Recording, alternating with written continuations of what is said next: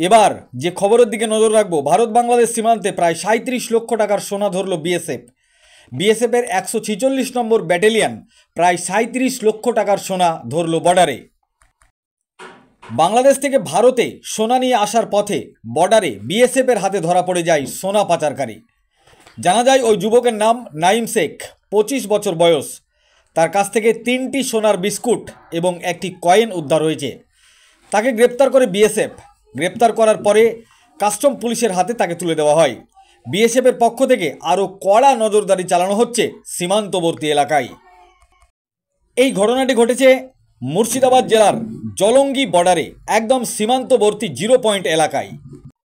জানিয়ে রাখি আপনাদের, ভারত বাংলাদেশ সীমান্তে প্রায় 37 লক্ষ টাকার সোনা উদ্ধার করল বিএসএফ।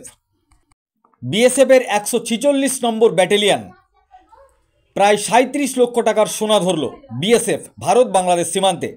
এই ভিডিওটি যারা দেখছেন চ্যানেলটি লাইক করবেন, শেয়ার করবেন আর সাবস্ক্রাইব করবেন। আই লাভ মাই ইন্ডিয়া, মেরা ভারত মহান।